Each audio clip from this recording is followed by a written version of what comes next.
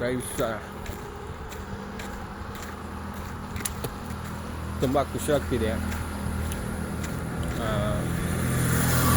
Juniors score ನೋಡಿ. ನಾನು AIR 1 target ಇಟ್ಕೊಂಡಿದ್ದೆ.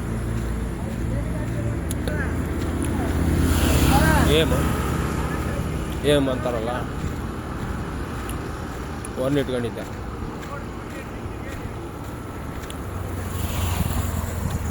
ಅಂದರೆ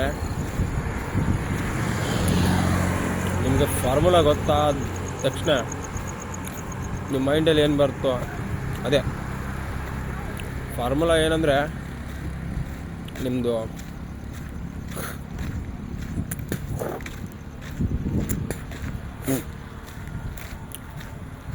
ಬುಕ್ ಇದೆಯಲ್ಲ, ಸೆಕೆಂಡ್ PUC NCERTನ ಅಥವಾ NCERT ನಂದು NCERT ಬುಕ್ಕಲ್ಲಿ ಪ್ರತಿಯೊಂದು ವರ್ಡ್ ಸ್ಟಾರ್ಟಿಂಗ್ಲಿದ್ದ ಎಂಡಿಂಗ್ವರೆಗೂ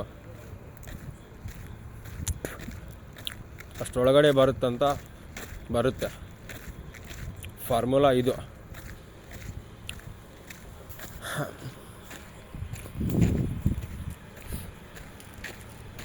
NCERT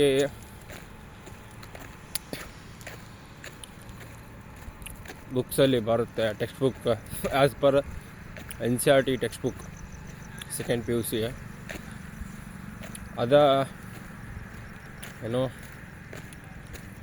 ಅದರೊಳಗಡೆ ಬರುತ್ತೆ. ಎವ್ರಿ ವರ್ಡ್, ಎವ್ರಿ ಕಾಂಪ್ರಹೆನ್ಷನ್ ಅಂತಾರೆ. ಅಂದರೆ understanding level, advanced level, easy level ಮತ್ತು ಮೀಡಿಯಮ್ ಲೆವೆಲ್, ಈ ಥರ ಇರುತ್ತೆ ಕ್ವಶನ್ಸು. ನಿಮಗೆ ಇವಿಷ್ಟರಲ್ಲಿ ಎಲ್ಲ ನೀವು ಪರ್ಫೆಕ್ಟ್ ನಿಮ್ಮದು ಪ್ರಿಪ್ರೇಷನ್ ಇದ್ದರೆ ನೀವು ಕೂಡ ಏಮ್ ಇಟ್ಕೋಬೋದು. ನಿಮ್ಮ ಮೈಂಡಲ್ಲಿ ನೋಡಿ ಹಾರ್ನ್ ಆಗ್ತಿದೆ. ಏಮ್ ಇಟ್ಕೋಬೋದು.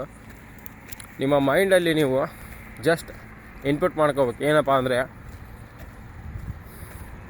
ನಾನು just AIR all India rank ಇಷ್ಟು ಮಾಡಿದ್ದೀನಿ ಅಂತ ನೀವು ನಿಮ್ಮದು ನೋಟ್ಸ್ ಇರುತ್ತಲ್ವಾ, ಅದರಲ್ಲಿ ಬರ್ಕೊಂಬಿಡಿ. ಫಸ್ಟ್ ಪೇಜಲ್ಲಿ ಬರ್ಕೊಳ್ಳಿ. ನೀವು ಪ್ರತಿ ಸಾರಿ ಪ್ರಿಪ್ರೇಷನ್ ನಡೆಸ್ತೀರಲ್ಲ, ಆವಾಗ ಅದನ್ನು ಬರದೆ ನೀವು ಪ್ರಿಪ್ರೇಷನ್ ನಡೆಸಬೇಕು. ನಿಮ್ಮದು ಟಾರ್ಗೆಟ್ ಬರದೆ, ಆವಾಗ ನಿಮಗೆ ಮೋಟಿವೇಟ್ ಆಗ್ತೀರಾ. ನೀವೇ ಸೆಲ್ಫ್ ಮೋಟಿವೇಟ್ ಆಗ್ತೀರಾ.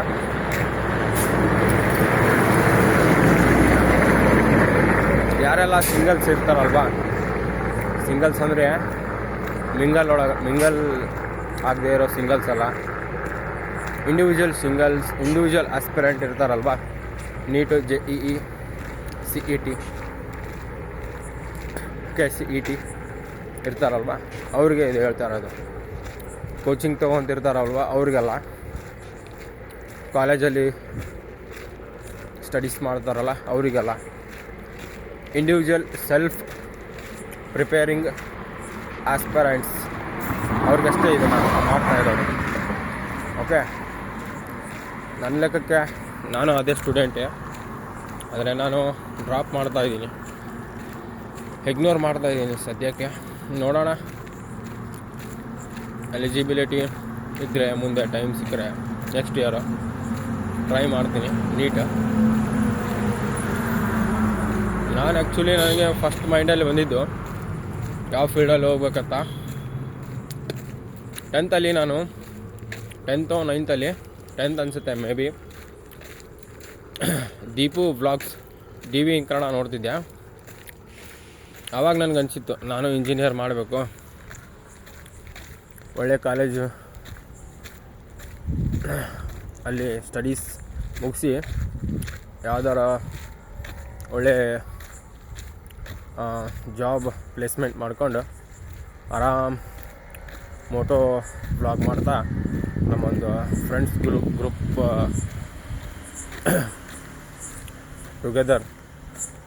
ಗೆಟ್ ಟುಗೆದರ್ ಮಾಡ್ತಾ ಬೈಕ್ ರೈಡಿಂಗ್ ಮಾಡ್ತಾ ಎಂಜಾಯ್ ಮಾಡಬೇಕು ಲೈಫು ಅಂತ.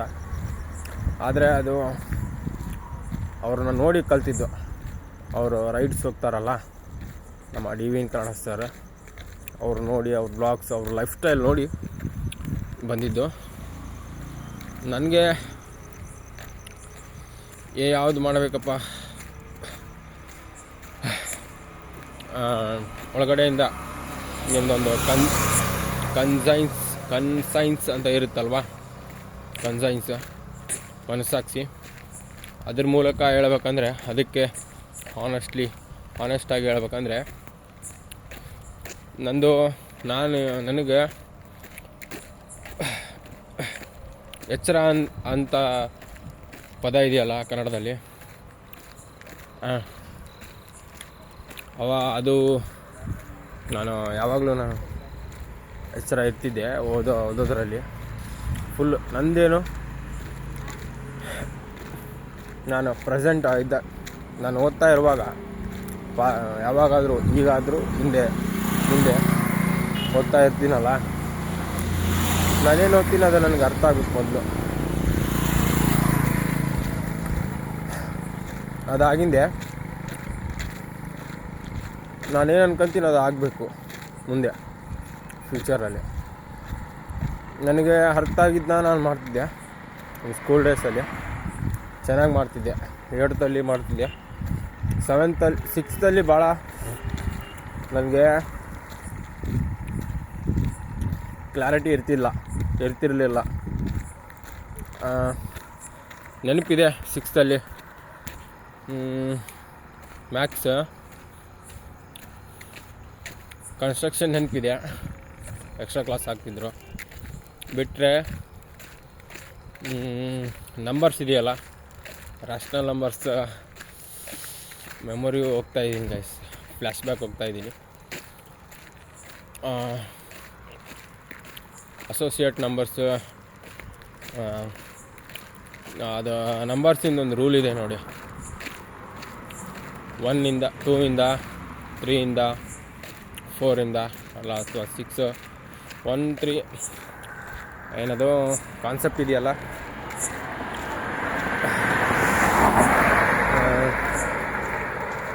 ಅಸೋಸಿಯೇಟ್ ಇನ್ ನಂಬರ್ಸ್ ಏನೋ ಇದೆ.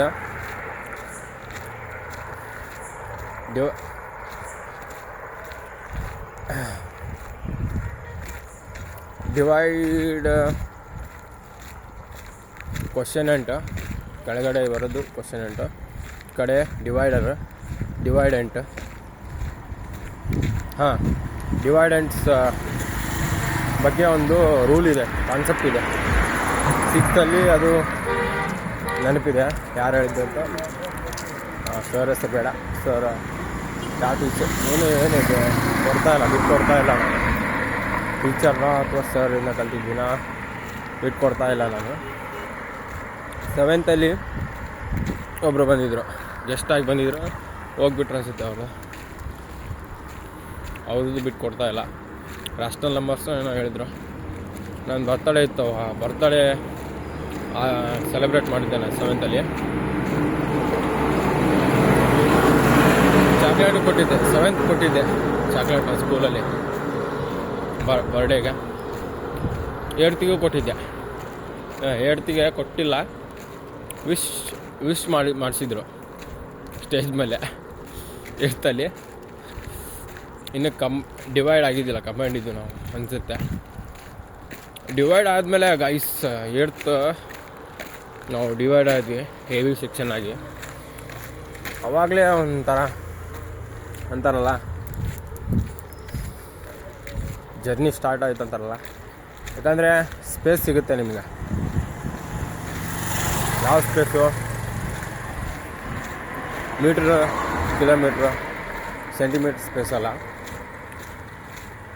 ಫ್ರೀಡಮ್ ಸ್ಪೇಸ್ ಅಂತ ಸಿಗುತ್ತೆ. ನನಗೆ ಮ್ಯಾಥ್ಸಲ್ಲಿ ತುಂಬ ಮ್ಯಾಥ್ಸಲ್ಲ ಒಟ್ಟು ನಾನು ಡೌಟ್ಸ್ ಇರ್ತಾಯಿದ್ವು ನನಗೆ. ಡೌಟ್ಸು ಕ್ಲಿಯರ್ ಮಾಡಿಸ್ಕೊಳಕ್ಕೆ ಫ್ರೆಂಡ್ಸ್ ಇರ್ತಿದ್ರು, ಸರ್ಸ್ ಟೀಚರ್ಸು ಸರ್ಸು ಇರ್ತಿದ್ರು. ಅವನು ಒಂದಿಷ್ಟು ಹೇಳ್ತಿದ್ದೆ ಡೌಟ್ಸು ಮತ್ತು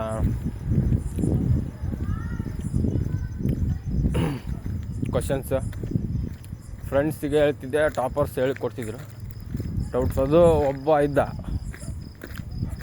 ಕ್ಲಾಸ್ಮೇಟ್, ನಾನು ಹೆಂಗೆ ಡೌಟ್ ಕೇಳ್ತೀನಿ ನನ್ನ ಲೂಪಲ್ಲೇ ಬರ್ತಿದ್ದ ಅವನು, ನನ್ನ ಬೋಟಲ್ಲೇ ಇರ್ತಿದ್ದ. ನನಗೇನಾದರೂ ಕ್ವಶನ್ ಡೌಟ್ ಇದ್ದರೆ ಆ ಬೋಟಲ್ಲಿ ಬರ್ತಿದ್ದ,